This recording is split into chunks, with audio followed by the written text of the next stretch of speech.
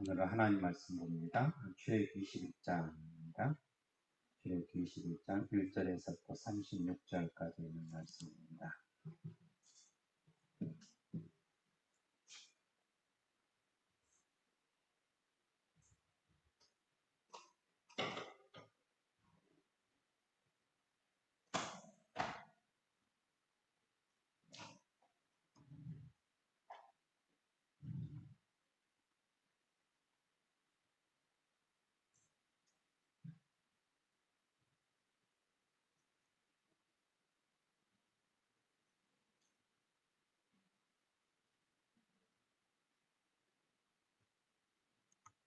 제가 읽겠습니다.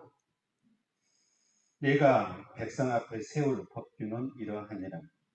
내가 히브리 종을 사면 그는 6해 동안 섬길 것이요 7째 해에는 몸값을 물지 않고 나가 자연이 될 것이며 만일 그가 단신으로 왔으면 단신으로 나갈 것이요 장가들었으면 그의 아내도 그와 함께 나가려니와 만일 상전이 그에게 아내를 주어 그의 아내가 아들이나 딸을 낳았으면 그의 아내와 그의 자식들은 상전에게 속할 것이요 그는 단신으로 나갈 것이로되 만일 종이 분명히 말하기를 내가 상전과 내 처자를 사랑하니 나가서 자연이 되지 않겠노라 하면 상전이 그를 데리고 재판장에로 갈 것이요 또 그를 문이나 문설주 앞으로 데리고 가서 그것에다가 송곳으로 그의 귀를 뚫을 것이라. 그는 종신토록 그 상전을 섬기리라. 사람이 자기의 딸을 여종으로 팔았으면 그는 남종 같이 나오지 못할지며 만일 상전이 그를 기뻐하지 아니하여 상관하지 아니하면 그를 속량하게 할 것이나 상전이 그 여자를 속인 것이 되었으니 외국인에게는 팔지 못할 것이요 만일 그를 자기 아들에게 주기로 하였으면 그를 딸같이 대우할 것이요 만일 상전이 다른 여자에게 장가 들지라도 그 여자의 음식과 의복과 동침하는 것은 끊지 말 것이요 그가 이 3가지를 시행하지 아니하면 여자는 속전을 내지 않고 거저 나가게 할 것입니다. 사람을 쳐 죽이는 자는 반드시 죽일 것이나 만일 사람이 고의적으로 한 것이 아니라 나 하나님이 사람을 그 손에 넘긴 것이면 내가 그를 위하여 한 곳을 정하리니 그 사람이 그리로 도망할 것이며 사람이 그의 이웃을 고의로 죽였으면 너는 그를 내 제단에서라도 잡아내려 죽일지니라.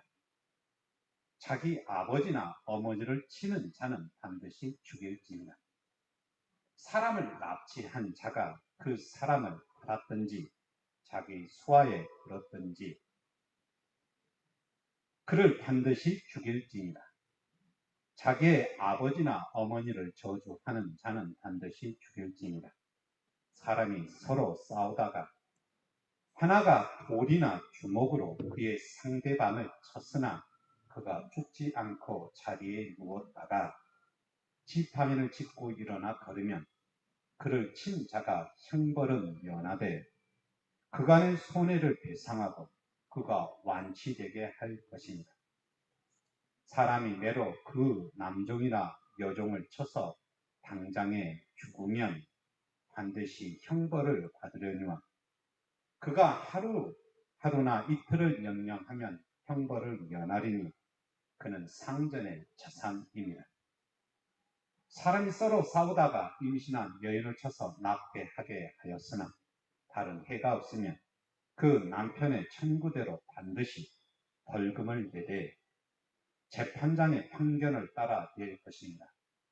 그러나 다른 해가 있으면 갚되 생명은 생명으로 눈은 눈으로 이는 이로 손은 손으로 발은 발로 된 것은 된 것으로 상하게 한 것은 상함으로 때린 것은 때림으로 갚을지니라. 사람이 그 남종의 한 눈이나 여종의 한 눈을 쳐서 상하게 하면 그 은혜에 대한 보상으로 그를 놓아줄 것이며 그 남종의 이나 여종의 이를 쳐서 빠뜨리며 그에 대한 보상으로 그를 놓아줄지니라. 소가 남자나 여자를 받아서 죽이면 그 소를 반드시 돌로 쳐서 죽일 것이요 그 고기는 먹지 말 것이며 임자는 형벌을 면하려니와 소가 본래 받은 버릇이 있고 그 임자는 그로 말미암아 경고를 받았으되 단속하지 아니하여 남녀를 막론하고 받아 죽이면 그 소는 돌로 쳐 죽일 것이고 임자도 죽일 것이며 만일 그에게 속죄금을 부과하면 무릇 그 명령한 것을 생명의 대가로 낼 것이요 아들을 받든지 딸을 받든지 그 법규대로 그 임자에게 행할 것이며 소가 만일 남종이나 여종을 받으면 그 소 임자가 은 30세겔을 그의 상전에게 줄 것이요 소는 돌로 쳐서 죽일지니라. 사람이 구덩이를 열어두거나 구덩이를 파고 덮지 아니하므로 소나 나귀가 거기에 빠지면 그 구덩이 주인이 잘 보상하여 짐승의 임자에게 돈을 줄 것이요 죽은 것은 그가 차지할 것이니라. 그 사람의 소가 저 사람의 소를 받아 죽이면 살아있는 소를 팔아 그 값을 반으로 나누고 또한 죽은 것도 반으로 나누려니와 그 소가 본래 받은 버릇이 있는 줄을 알고도 그 임자가 단속하지 아니하였으면 그는 서로 소를 갚을 것이요 죽은 것은 그가 차지할지니라. 아멘. 네, 오늘은 노예에 관한 규정 살펴봅니다. 네, 출애굽기 20장은 십계명이 나와 있고요. 십계명 다음에 마지막에 제단에 대한 얘기를 했어요. 잠시 얘기하자면 22절, 20장 22절부터 이렇게 쭉 보면 신상을 만들지 말라 그러면서 24절에 토단을 쌓아라. 내게는 토단을 쌓아라. 돌단으로 제단을 쌓지 말아라 라는 얘기죠. 그리고 돌단을 쌓으려거든 정으로 쪼아서 만든 돌단을 쌓지 말아라. 그리고 제단 앞에 층계를 절대 만들지 말아라 라고 얘기했어요. 이것은 이제 우상을 거론할 때 새긴 우상이다 라는 것으로 우상을 만들 때 뭘로 만드는 거예요? 그죠? 돌로 조각을 해서 우상을 만들고 또한 이 단단하게 정으로 쪄준 이 돌 재단으로 또한 신전이나 우상의 재단을 만들고 이런 것을 하지 말아라 라는 것이 여호와 하나님께서 우상을 섬기지 말라, 우상을 만들지 말라라는 규정과 함께 얘기를 했다. 이것은 지금은 잘 사용하지 않지만 먼 옛날에 지금으로부터 3000년 전에 무슨 건물을 짓거나 그럴 때 항상 돌로 건물을 지으면 돌이 뭐예요?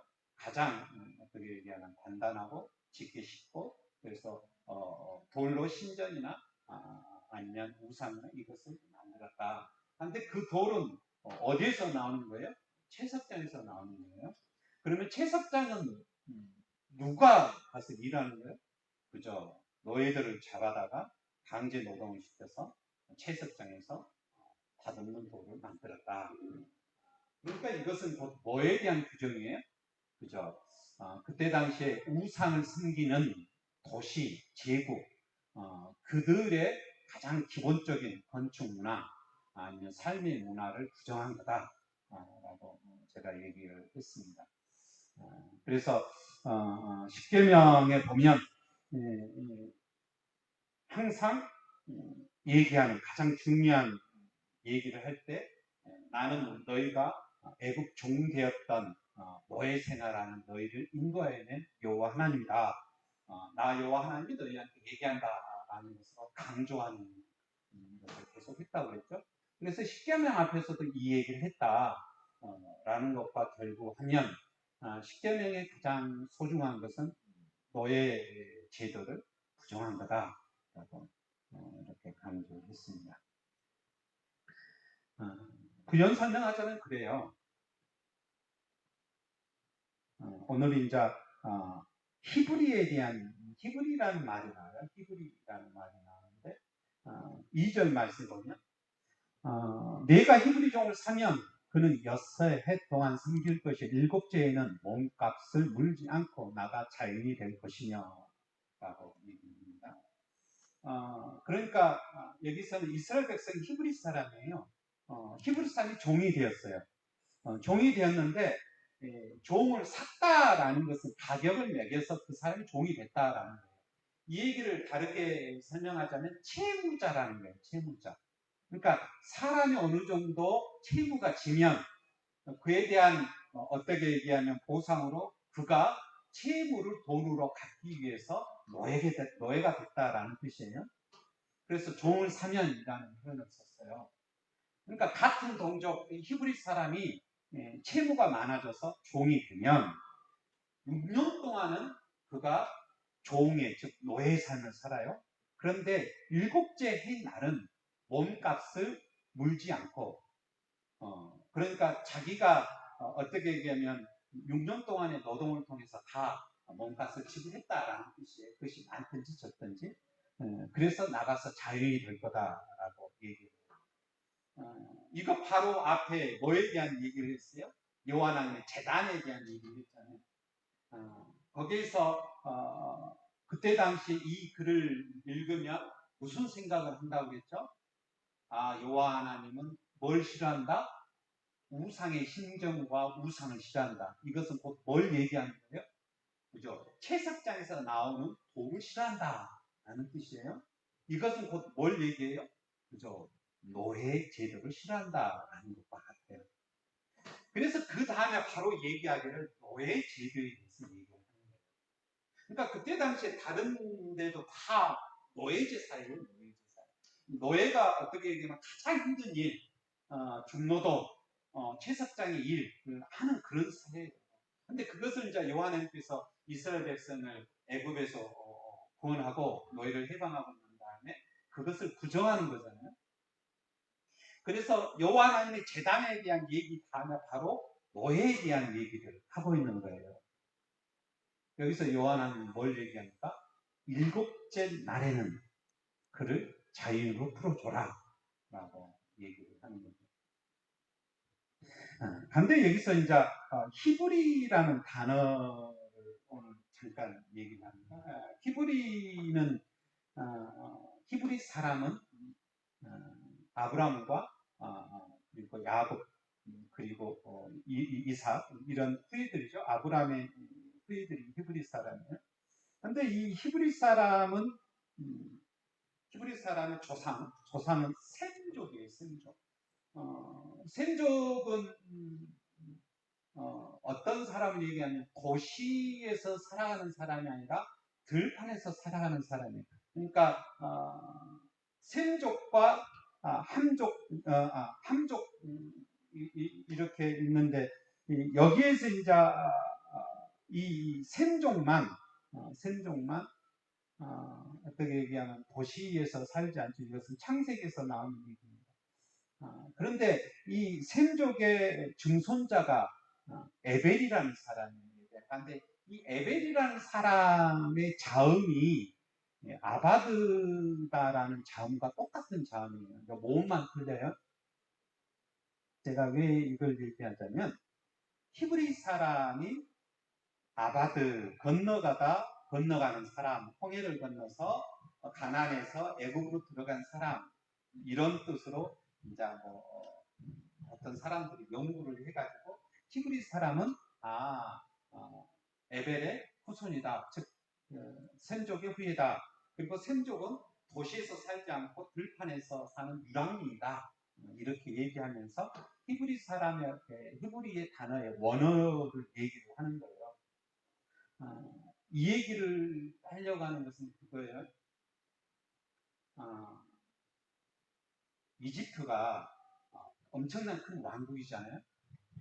근데 이 왕국이 되기 전에는 가장 강력한 도시국가예요.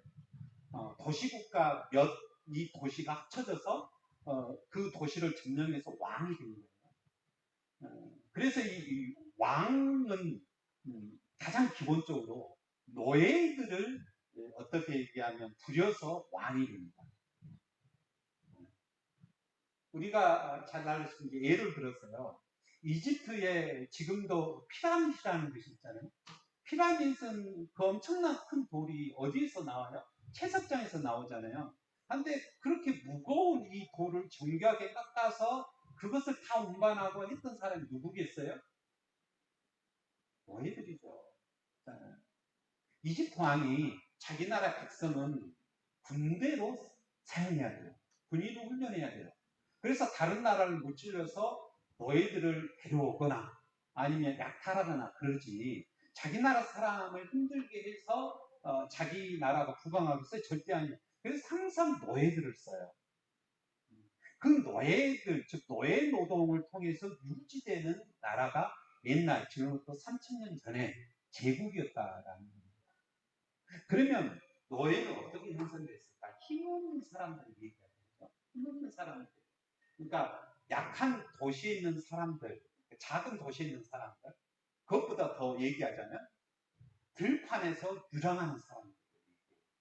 그러니까 들판에서 유랑하는 사람들을 이 힘 있는 이 도시에 있는 사람들이 군대를 데려가서 거기에 있는 마을을 그죠? 침략해서 그 사람들을 끌어와서 노예 노동을 시키면서 자기의 도시를 하나하나 건설해 나가는 거예요. 도시의 가장 기본적인 것도 뭐예요? 다 돌로 쌓여있는 성벽 자체가 돌이잖아요.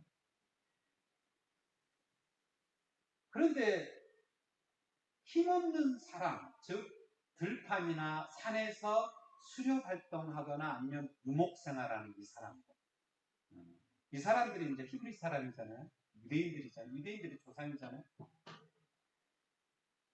이 사람들은 항상 도시 사람들에 의해서 야만이나 취급받으면서 노예로 쉽게 전락할 수밖에 없어요. 그래서 그 사람들은 도시 사람들을 피해서 산으로 들판으로 멀리 도망쳐요. 그래서 그 사람의 가장 큰 특징이 뭐야? 무랑하는 민족이다라고 얘기합니다. 이동해버려요, 이동.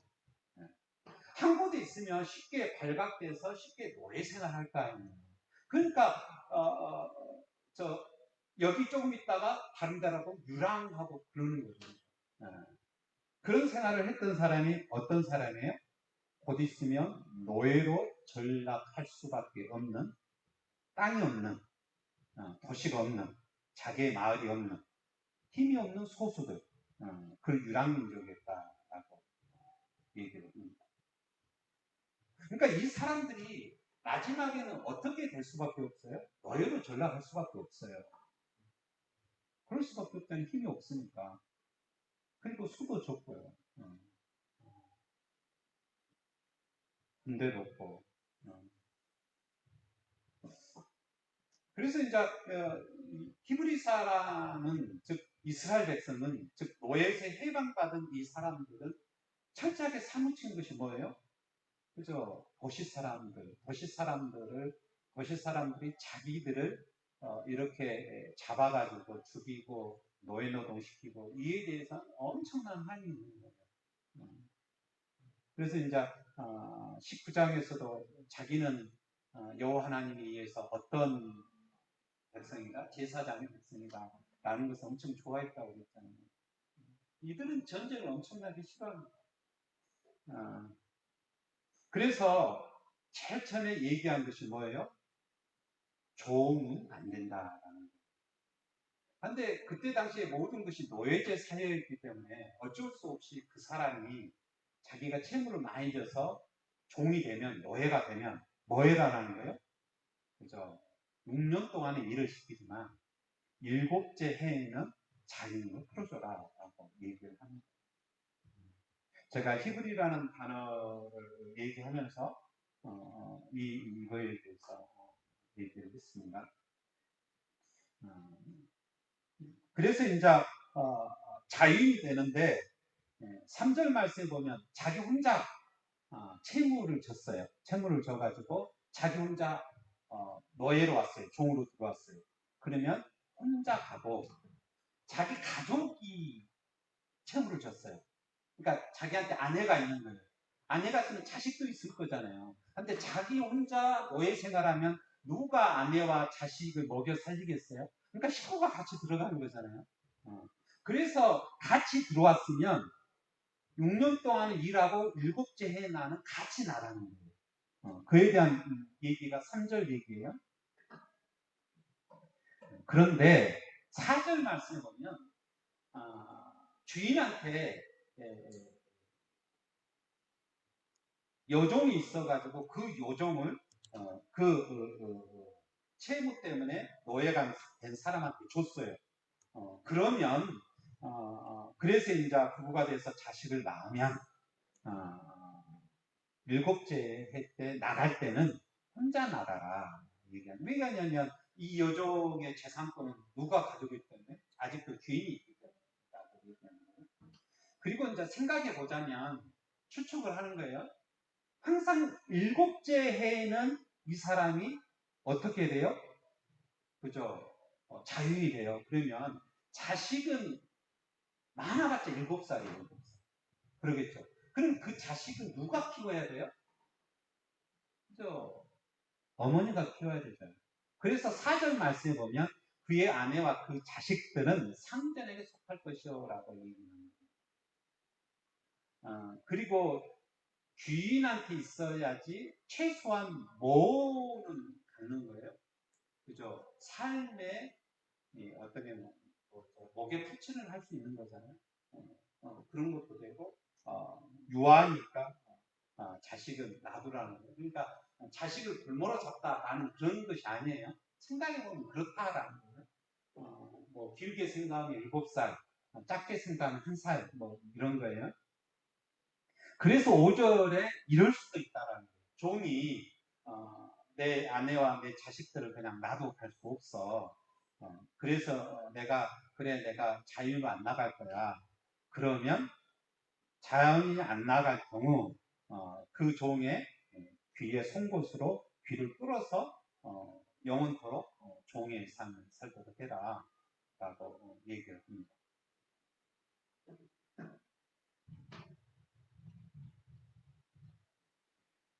그 다음에 이제 7절에 보자면 사람이 자기 딸을 여종으로 팔았어요. 이런 사람도 있겠죠, 그죠? 그는 남종같이 나오지. 근데 여자는 그렇게 얘기를 안 했어요. 왜 그랬을까요? 노동은 누가 많이 해요? 남자가 하죠, 남자가 하잖아요. 옛날에는 지금처럼 가사노동은 바깥에 있는 힘 있는 사람이 하는 그 육체노동과 비교하면 엄청난 차이 나요. 지금은 이제 가사노동이 좀 그 바깥에 있는 것과 좀 차별을 않지만 바깥에 농사나 아니면 사냥이나 이것과 엄청난 차이예요. 그래서 여자가 이렇게 종으로 갈 경우는 그냥 목에 풀칠하기 위해서 가는 경우가 많았어요. 우리나라도 그랬잖아요. 100년 전만 해도 그 집안에 식구가 엄청나게 많으면 딸을 그 대갓집에 종으로 보내잖아요. 왜냐하면 목구멍이 포도청이라 거기 들어가면 먹고는 살 수 있으니까 뭐 그런 거예요. 그래서 이제 팔잖아요. 옛날 영화를 보면 그럽니다. 그런데 여기에 한 가지가 더 있어요. 왜 여종이 팔려가냐. 여기서 보면 8절 말씀에 만일 상전이 그를 기뻐하지 아니하면 기뻐하다라는 것, 그 다음에 상관하지 아니하면 기뻐하지 않아서 상관하지 아니하면 라는 것은 자기의 부인으로 삼아서 동침하지 아니했다라는 거예요. 동침의 뜻이 상관이에요. 네. 그럴 경우 그를 속량하라라는 거예요. 그러니까 여인이 한 집에 왔어요. 주인한테 이제 팔려갔어요. 아버지가 팔아서. 근데 이 여종이 나이가 많이 이제 들어가가지고 결혼할 홍기가 있어요. 결혼할 홍기가 있는데 그 주인이 이 여종과 함께 살지가 않고 부부의 관계를 맺지 않는 거예요. 동침하지 않는 거예요. 그럴 경우는 이 여인은 평생 뭐예요? 수절하는 거잖아요. 그죠?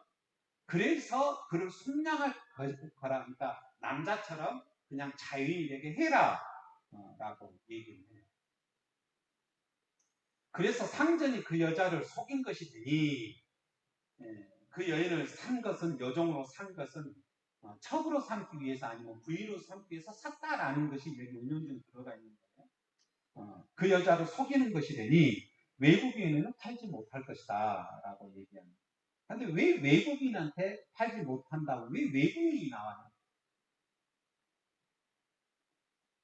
그러니까 히브리 사람은 절대 이것을 못 사요. 못 사요. 히브리 사람은 죽어도 못 사요. 법이 있기 때문에. 그래서 이 사람이 몰래 누구한테 파는 거예요? 타국 사람, 외국인한테 팔 수도 있다라고 얘기하는 거예요. 그래서 외국이라는 단어가 여기서 나옵니다.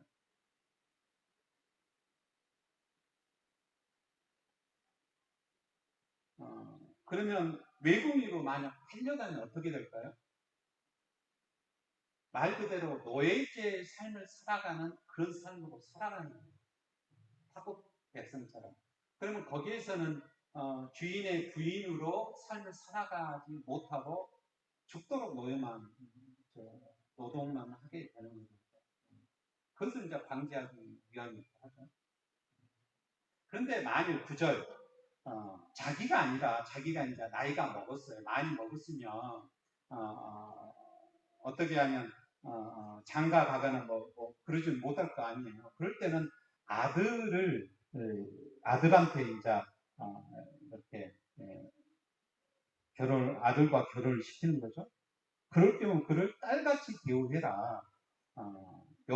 종으로 대우하지 말아라. 라고 얘기를 하는 거죠. 10절 말씀에 보면 상전이 다른 여자에게 장가 들지라도 그러니까 이제 부인으로 삼았어요. 그런데 또 다른 여자한테 장가 들었어요. 그것도 똑같이 이제 여종을 들여가지고 했겠죠. 들지라도 그 여자의 음식과 의복과 동침하는 것은 끊지 말 것이요 라고 얘기를 하는 거예요. 그러니까 부부의 관계는 계속 가져라 라고 얘기하죠. 근데 11절 그가 이 세 가지를 시행하지 아니하면 지금 세 가지잖아요. 그잖아요. 음식, 의복, 동침하는 거예요. 이 세 가지를 시행하지 아니하면 여자는 숙전을 내지 않고 바로 자유인이 된다라고 얘기를 합니다. 11절까지의 인 것은 남종과 여종에 대한 규칙이에요. 특히 이제 여종에 대한 규칙을 아주 자세하게 열거를 했잖아요. 그러면 이 여종은 사실 여종이라고 생각하지만 여기에서 말하려 하는 것은 뭐예요? 이 여종은 실질적으로 어떻게 보면 자기의 아들이나 자기의 부인을 얘기하는 거예요. 그러겠죠, 그죠? 근데 이에 대한 지위를 어떻게 얘기하면 정확하게 시행하지 않으면 자유로 내줘라. 그가 7절 말씀에 보면 그 여종을 돈으로 샀잖아요. 사람이 자기 딸을 여종으로 팔았으면 거래를 하는 거잖아요. 샀잖아요. 샀음에도 불구하고 11절 여자는 속전을 내지 않고 그저 나가게 할 것이다. 그냥 자기가 돈을 주고 샀지만 그냥 나가게 해라. 그러니까 여기를 통해서 이제 생각해 볼 수 있는 것은 그런 거죠. 이 여종 우리나라 얘기하면 첩이겠죠, 그죠? 첩이겠죠. 자기의 첩, 아들의 부인, 이 여인들에 대한 것도 정확하게 어떻게 인격적인 유지는 하지 말아라라는 규정으로 생각을 할 수가 있습니다. 그래서 이제 11절 남종과 여종에 대한 것, 그리고 남종은 무조건 7년째 되는 날은 자유인, 즉 해방을 주고 여종은 그가 부인으로서 여인으로서 살 수 없는 조건이 되면 바로 자연이 되게 해라. 라는 거죠. 그 다음에는 이제 12절. 자, 십계명 얘기하고 난데 제일 처음에 뭐를 얘기했어요? 제단에 대한 얘기를 했어요. 여호와 하나님의 제단 어떻게 끓일 건가? 채석장에서 난 돌을 절대 사용하지 말라라는 얘기. 두 번째는 뭐예요? 그죠? 노예를 어쩔 수 없이 다른 나라도 하고 뭐 그것이 다 일반적인 사회에서 노예 종을 필요로 한다면 일곱째 날 아니면 너가 그를 부인으로 했는데 부인의 비유를 안 하면 바로 해방시켜라 라는 얘기고, 세 번째 얘기를 합니다. 이걸 보면 이제 뭐에 대한 게 인권에 대한 얘기를 계속 하는 거예요. 세 번째 규정을 보자면 사람을 쳐 죽이는 자는 반드시 죽일 것이나 만일 사람이 고의적으로 한 것이 아니라 하나님이 사람을 그 손에 넘긴 것이냐, 그러니까 하나님의 뜻이다라는 하나님의 뜻이다. 고의적인 사람의 악의를 통해서 죽은 것이 아니다. 하나님의 뜻이면 내가 그를 위하여 한 것을 정하려니 그 사람이 그리로 도망할 것이며, 도피성에 대한 얘기잖아요. 그러면 글로 들어가면 절대 손대지 마라 라고 얘기합니다. 사람이 그의 이웃을 고의로 죽였으면 너는 그를 내 제단에서라도 잡아내려 죽일지니라. 그 사람이 피해가지고 여호와 하나님의 거룩한 성전에 들어갔다 할지라도 성전에 있는 이 사람을 끌어내어가지고 반드시 죽여라 라고 얘기합니다. 노예에 대한 규정, 그죠? 그 다음에 바로 얘기한 것이 사람 목숨에 대한 규정입니다. 지금부터 이제 3,500년 전에 이 십계명이 나왔어요. 너에서 해방받는 이스라엘 백성이 시내산에서 여호와 하나님으로부터 하나님의 율법을 받았어요. 이 율법은 여호와 하나님께서 시내산에서 분명히 온 이스라엘 백성이 다 있는 자리에서 직접 말씀하셨어요. 그러니까 이스라엘 모든 사람들이 다 듣는 거예요. 다 듣는 거예요. 직접 들었던 거예요. 그리고 난 다음에 이 다음부터는 모세가 얘기한 거예요. 모세가 얘기한 거예요. 근데 여호와 하나님이 십계명에 대한 얘기를 하고 난 다음에 자 제단, 그 다음에 노예, 그 다음에 사람의 생명에 대한 얘기를 하는 것을 쭉쭉 보자면 어떤 생각이 듭니까? 하나님이 사람을 굉장히 중요시하구나라는 것을 느낄 수가 있어요. 그러면 12절에 사람을 쳐 죽인 자는 반드시 죽일 것이나 사람을 죽이는 자는, 지금부터 3,500년 전에 누가 사람을 죽일까요? 누가 사람을 죽여요? 그때 당시에 사람을 쉽게 죽일 수 있는 사람은 왕이에요. 왕. 자기 멋대로 하잖아요. 이집트 왕, 바로 왕이에요. 그리고 도시에 있는 병사들, 그죠? 그 다음에 사람 쉽게 죽일 수 있는 사람이 누구예요? 용감한 자, 힘 있는 자, 완력이 있는 자. 쉽게 사람을 못 죽여요. 그렇잖아요. 사람을 죽이죠. 힘없는 자가 쉽게 죽이죠. 그래서 사람을 죽이기 위해서는 그러니까 지금은 막 총이 있고 뭐 칼도 뭐 뾰족하고 막 그래서 무기가 발달돼서 힘없는 자가 어떻게 해서 사람을 죽일 수 있어요. 그런데 먼 옛날 3,500년 전에 그때 당시에 칼은요 청동기 칼이에요. 청동기 칼. 지금 저 철기 문명이 아니에요.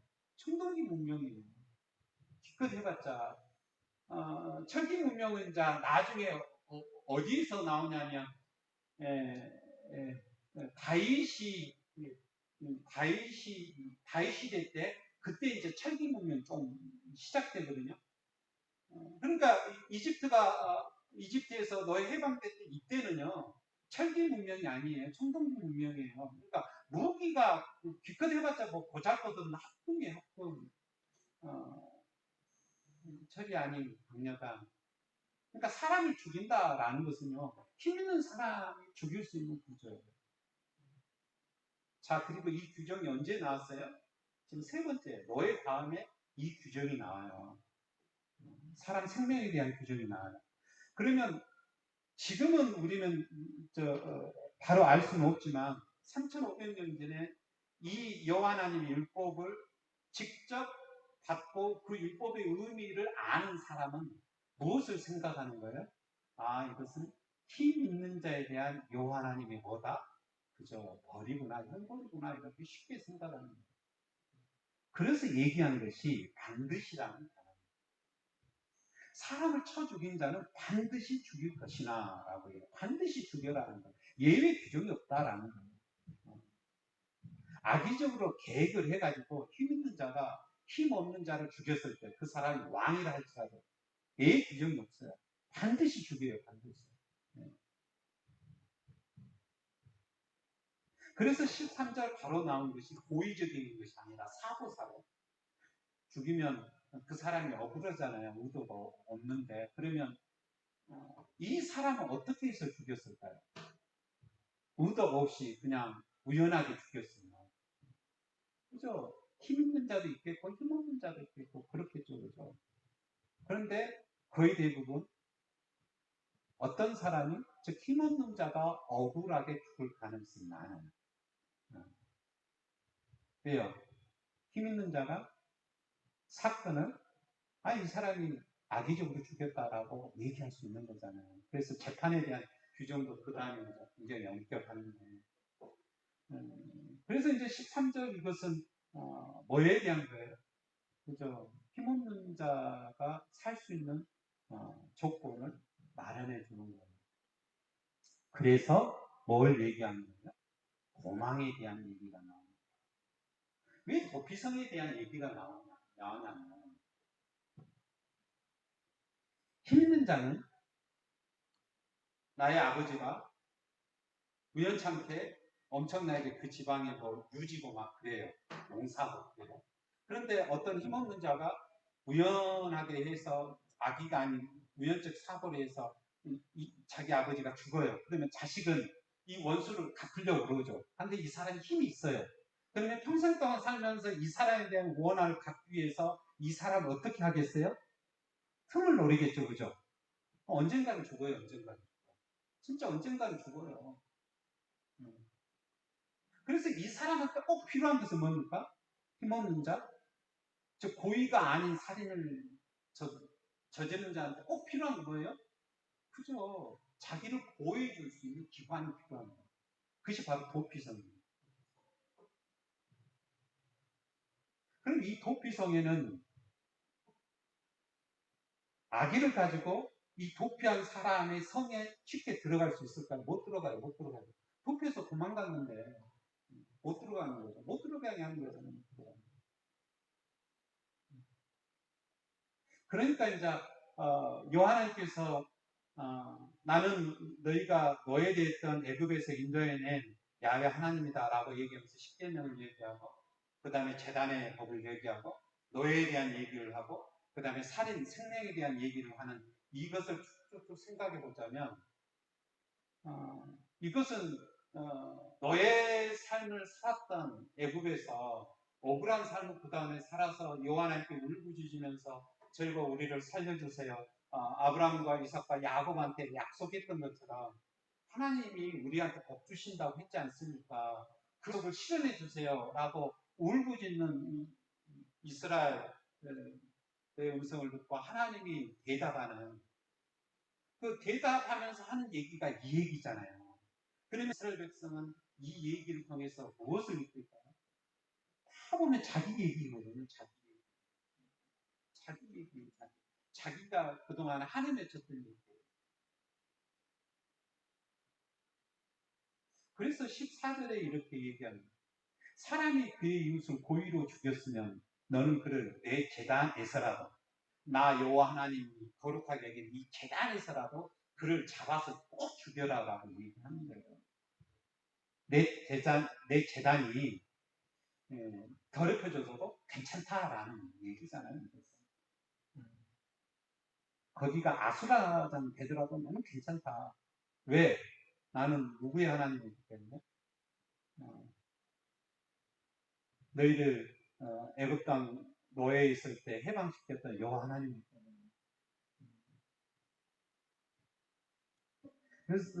그리고 난 다음에 15절 자기 어머니나 어머니를 치는 자는 반드시 죽일지니라. 이것은 십계명에 대한 추가 얘기죠, 그죠? 그리고 이제 16절도 노예에 대한 거예요. 사람 납치한 자가 그 사람을 팔았든지 자기 수하에 두었든지 그는 반드시 죽일지니라. 이 사람이 살인은 안 지으려고 했어요. 그런데 자기가 어떤 한 사람이 채무에 의해서 합법적으로 노예가 되는 것 말고 이 사람이 아무 채무도 없어요. 그런데 납치해가지고 그럼 납치한다라는 것은 뭐예요? 이 사람이 힘으로 완력으로 그 사람을 강제로 뭐 했다라는 거예요? 구금해서 일을 시켰다라는 거잖아요. 이것도 힘 있는 자잖아요. 그잖아요. 그러면 이 납치한 사람을 이 주인이 자기 수하에 들어가지고 일을 시켰든지 아니면 이것을 완전 범죄 만들기 위해서 외국의 노예로 팔았든지 그것을 발견하는 그 사람은 반드시 죽여지리라라고 합니다. 여기서도 반드시라는 단어를 꼭 써요.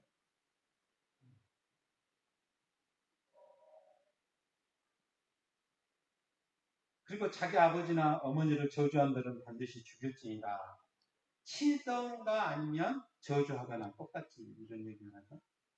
그 다음에 18절 사람이 서로 싸우다가 하나가 돌이나 주먹으로 그 상대방을 쳤으나 그가 죽지 않고 자리에 누웠다가 지팡이를 짚고 일어나 걸으며 이것은 뭐냐 지팡이를 짚고 일어나 걸으며라는 것은 팔이나 다리나 이 모든 것이 이상이 없다라는 뜻이에요. 중상이 아닌 거예요. 그러면 그를 치는 자는 형벌을 면해요. 그러나 그간의 손해를 배상하고 그가 완치되게 옆에서 치료하라라는 얘기를 19절에 얘기를 합니다. 이건 무엇과 연결시켜야 되냐면 자 23절에 보면 그가 해를 받았으면 즉 생명을 빼앗겼으면 생명으로 그 사람한테 갚아라. 눈이 상했으면 눈으로 갚아라. 이가 상했으면 이로 갚아라. 손이 상했으면 손으로 갚아라. 발로 상했으면 발로 갚아라. 그러니까 그런 것이 없이 몸이 멀쩡해서 그러면 뭐 하라는 거예요? 그죠? 손해를 배상하고 그를 치료해 줘라라고 얘기를 합니다. 그러니까 이는 이로, 눈은 눈으로, 손은 손으로, 발은 발로 대한 얘기를 합니다. 제가. 이건 왜 중요할까요? 지금부터 3,500년대 이건 굉장히 중요해요. 왜 중요해요? 어떤 한 사람이 피해를 당해요? 지금과 다르게 아까 전에 무기에 대한 얘기를 했잖아요. 지금 힘없는 자가 정경 무기를 가지고 힘 있는 자, 완력이 힘이 세는 자를 죽이거나 상해를 입힐 수 있어요. 그런데 옛날은 안 그래요. 절대 안 그러니까.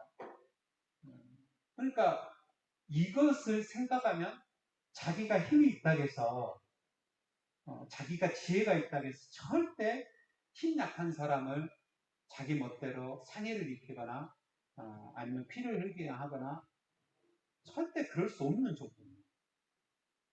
진짜 그런 거예요.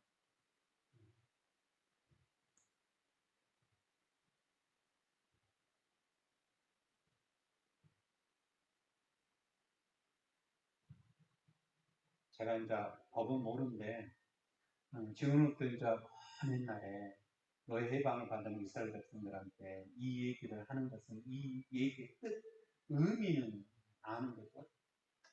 절대 네가 힘 있다고 해서 힘 약한 사람을 상해를 입히면 그와 동일한 것을 네가 받는다라는 것을 여기서 얘기를 하는 거예요. 생명을 취하면 여호와 하나님은 생명을 취해라. 그 사람을 반드시 죽여라 라고 얘기하는 거고 눈이나 이나 손이나 발이나 다른 어떤 거에서 상해를 입으면 그와 동일한 것으로 해라 라고 얘기합니다. 그 다음에 26절에 것은 종에 대한 거예요. 자, 아까 전에 우리가 이제 종은 약혼과 해방시켜라. 여자도 부부의 관계 아니면 여인의 삶을 못 살게 하면 약혼과 해방시켜라. 라고 했죠.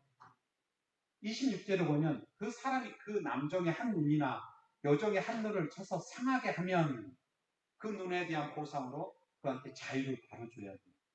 그러면 여기 안에도 뭐가 들어가요? 남종뿐만 아니라 여종도 들어가요. 여종.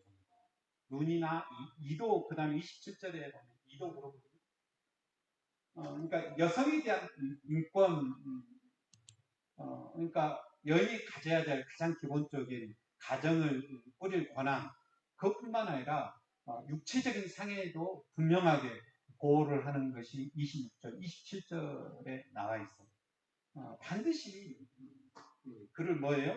그래서 반드시 바로 풀어줘라 라고 얘기해요. 그래서 이제 27절까지 있는 얘기를 보자면 27절까지의 상해에 대한 건데 여기에서 생각해 볼 수 있는 것은 여호와 하나님은 당신의 형상으로 만든 이 인간이 어떻게 되기를 원하는가요? 먼 옛날, 아주 먼 옛날 힘 있는 사람이 장땡인 사회, 그 사람이 자기 말이 법이다라고 할 정도로 하나님 무서운 줄 모르고 자기 멋대로 하는 그 사회에서 하나님이 뭐에 대해서 명령한 거예요? 너도 또한 나의 피조물에 따릅니다. 그리고 다른 인간도 나의 규정한 형상으로 만들어진 귀한 존재다라는 것을 선포한 것이 바로 이 십계명입니다. 그래서 이제 십계명과 함께 나오는 이 모든 것은 사실 아주 먼 옛날 민주주의 사회가 아닌 요즘 민주주의 사회인데 그래서 민주주의 사회에서는 인권이 가장 중요하잖아요. 기본권이잖아요.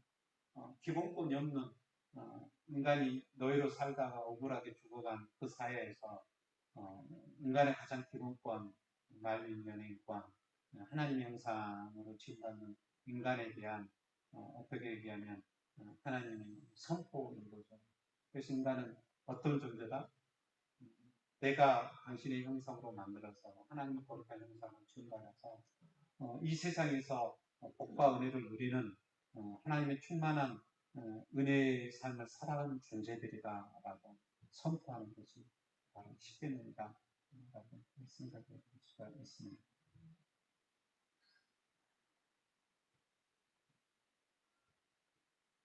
지금도 제가 이제 법에 대한 것은 잘 모르는데 눈은 눈으로 이는 이노 손은 손으로 발은 발로라는 규정이 있으며 진짜 쉽게 힘있는 자가 잘못을 못 쳐줘요. 진짜 그런 진짜 그런 이것이 진짜 무서운 거예요. 그리고 이 법은 누구를 위한 법이에요? 그러니까 힘없는 자를 위한 법이에요. 진짜 지금 우리나라 법이 현대의 법 보면 형벌은 굉장히 약해요, 사실. 그냥 그래요. 기본 구조가 그렇습니다. 특히 누구에 대한 형벌은 가장 약해요. 경제 범죄, 그죠? 부한 사람에 대한 형벌은 엄청나게 약해요. 저거리 그렇게 죄를 저질러도 약하죠. 근데 사람이 그냥 그 사기 한 1,000만 원, 2,000원만 당해도 사람은 못 살아요. 그 집안 큰지박살 납니다. 어떤 사람 학폭으로 죽고 막 그래요. 그런데 10억, 100억, 1,000억 해도 뭐 아무렇지도 않잖아요. 그러니까 이 인간의 생명을 진짜 이렇게 힘들게 하는 가장 무서운 경제 범죄에 대한 가중치는 전혀 없어요. 한 가정이 힘들고 망하고 그를 통해서 죽어가고 그러면 다행히 사연이 여튼간 법에 대한 지식은 없는데 21장 오늘 출애굽 있는 얘기 그리고 노예에서 해방한 지 지금 딱 3개월 됐어요. 이스라엘 백성이. 딱 3개월째 시내산에서 요한을 통해서 이 계명을 듣고 모세를 통해서 이 계명을 딱 들었을 때 무슨 생각을 가졌겠냐. 당연하죠. 그죠. 진짜 하나님이 우리를 사랑하신다라는 것을 그들이 고백하고 그래서 우리는 진짜 제사장의 백성으로 살겠다라고 환호할 수밖에 없다 라는 것을 생각해 볼 수가 있습니다. 오늘은 출애굽기 21장 10계명의 두 번째 얘기를 이렇게 생각하면서 10계명 얘기하고 그 다음에 재단법 얘기하고 노예 얘기하고 그 다음에 인간의 인권에 대한 얘기하고 이것이 순서대로 얘기한 걸 통해서 이것이 순서가 있다. 그리고 중요한 순서대로 얘기했다. 이 중요한 순서의 가장 중요한 순서가 하나님은 당신의 형상으로 만든 인간이 행복하게 살기를 원해서 선포한 법이 바로 이 10계명의 법이다. 라는 것 오늘 두 번째 시간에 살펴봤습니다. 같이 기도합니다. 사랑과 내가 풍성하신 하나님 아버지, 하나님의 사랑과 은혜를 통하여 주여 저희들이 진정 하나님 형상으로 지음받는 가장 귀한 존재임을 오늘 출애굽기 말씀을 통하여 저희들 다시 한번 묵상하며 고백하며 찬양과 경배를 드립니다. 거룩하시고 자비로우신 하나님 아버지, 이 하나님이 당신의 귀한 복성자 예수 그리스도를 보내셔서 우리에 죽으시고 부활의 새 생명으로 찾아주시고 우리와 함께 하시고 우리를 영원의 삶으로 풍성의 삶으로 충만의 삶으로 인도함을 믿고 고백하며 거룩하시고 자비로우신 하나님 아버지, 이 하나님의 사랑과 은혜를 누리며 나누며 그를 통해서 진정진정 기뻐하는 인생 되게 축복하여 주시옵소서.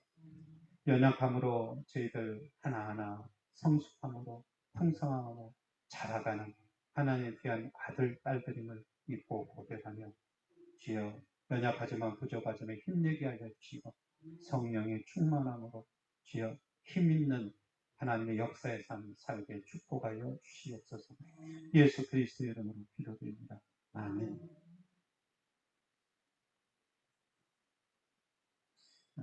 교회 소식 알립니다.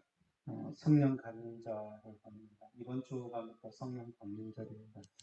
성령의 사건을 통해서 교회는 시작됩니다.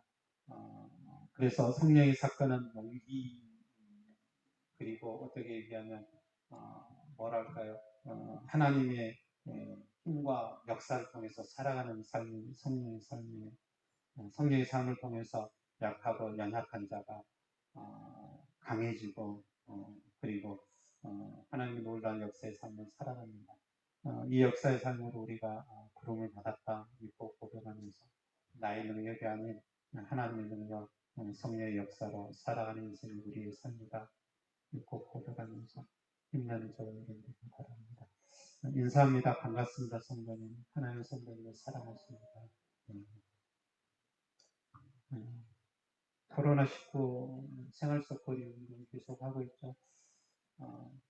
요즘 얘기를 보자면 코로나19 때문에 예배의 삶이 좀 바꿔질 거다라고 얘기를 합니다. 그러니까 옛날로 돌아갈 수 있다라고 한편으로 생각하는데 그랬으면 좋겠는데 그러나 이것이 계속 진행되기 때문에 좀 지혜를 가지고 믿음의 삶이 사실 교제의 삶이거든요. 연약한 자, 강한 자가 한 몸이 돼서 하나님의 은혜를 나눠가는 삶이잖아요. 믿음의 삶의 가장 소중한 것은 사랑인데 사랑은 교제에서 이루어집니다.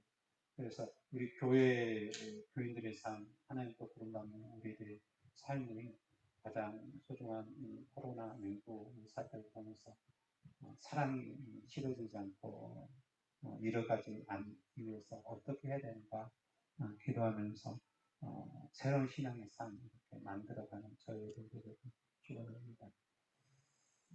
어제 동부시찰위원회 목회자 올리고 있습니다. 이재영 집사님이 가사 지원 활동 보조 보험이가 이렇게 오셔가지고 이렇게 돌봐줘요. 그래서 무슨 일이 있으면 여튼간 보험이 하신 분이 바로 교회 맞은편 있으신 분이라 얘기 나누시고 그러시고 돼요. 그래서 보험 주시고 그러시고 지난주 보험예문 드리는 사람이 538장 찬양하고 지금 그렇게 있도록